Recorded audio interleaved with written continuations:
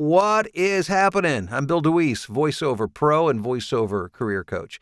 Thanks for stopping by and checking out this video today. Well, here in the U.S., this is Thanksgiving week. We are leading up to that day of the year this Thursday where we eat more turkey, cranberry sauce, stuffing, pumpkin pie than anybody actually should.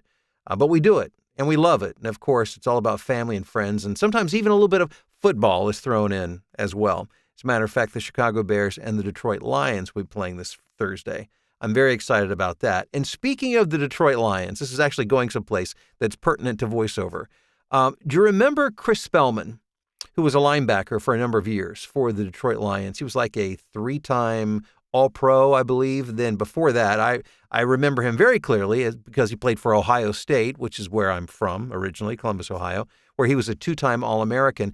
Well, he's now a sports analyst for Fox, and yesterday he was helping to call the game for the Bears and the New York Giants game. And he said something that I thought was so profound, it hit me like a lightning bolt. And I wanted to share it with you. And this is what Chris Spellman said. And by the way, again, remember, this guy had an extremely successful, not only collegiate career with one of the best college teams in the country, but also a very, very successful professional football career with the NFL. Chris said this. He said, "I was not the most talented player on the field." He said, "My success came by playing the percentages." Now think about that. Let that marinate, kind of sink in a little bit. This guy who had an enormously successful career, multiple-time All-Pro, multiple-time All-American, readily admitted he wasn't the most talented guy on the field.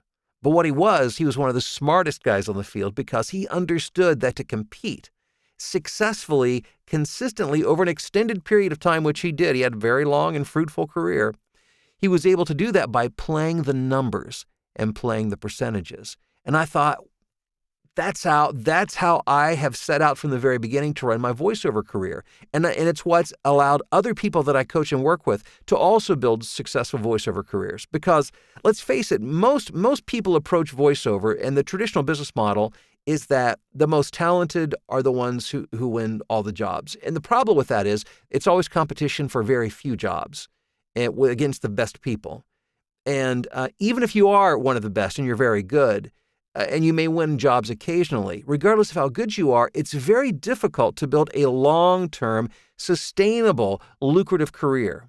Again, you might have periodic success, but to be consistently successful, to a place where you can consistently generate the income to support you and your family, create the lifestyle, the freedom that you want, it's just extremely difficult to do. Very few people are able to pull that off. So early on, I realized I'm not the most talented guy in the voiceover field. I know that. I've never suggested otherwise. Although, and again, I don't say that to be self-deprecating or to say that, or to a false humility. I know I'm good at what I do. I've worked very hard, and I'm sure you are too. I mean, you have to work to build a strong skill set to be successful in anything. It doesn't matter what that field is. However, to build this sustainable career that's lucrative, but consistently lucrative over the long haul, I realized that for me to build that solely on talent alone would be a very tough row to hoe, as they say. So what I did is I built my career, instead of playing the lottery, I built it around the percentages, the numbers, because I knew the house would have the numbers stacked against you if you're competing solely on talent. That is like playing the lottery.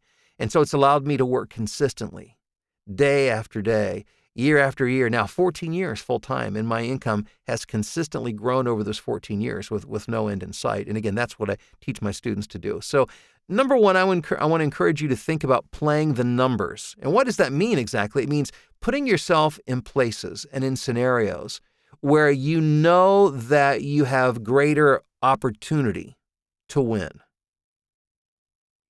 Again, it's always putting yourself in a position where you have the odds are always in your favor. That's how I've developed my personal voiceover plan for my career, my business and marketing strategy. That's what I teach others to do. Now, this also ties into my Black Friday sale, which actually, I'll give you all the details tomorrow. It kicks off here very soon. Within my sale will be tools, information, and training at a ridiculously low price that's going to help you build a career around the numbers. It's going to teach you how to play the high percentages to give you an incredibly, your odds of success go up incredibly. And it's the kind of system that virtually anybody can do if you're willing to put in some effort to develop your knowledge and to develop your skills. So why put yourself in a situation where the numbers are stacked against you from the get-go when you can put yourself in a position where the numbers play in your favor? It's about being business savvy. That's really what it boils down to. And I want to teach you how to do that. And again, all this information, all this training is going to be in my Voice Over Black Friday sale, which is coming up. I will reveal all the details tomorrow and Wednesday, so be listening for that. And thanks for checking out the video.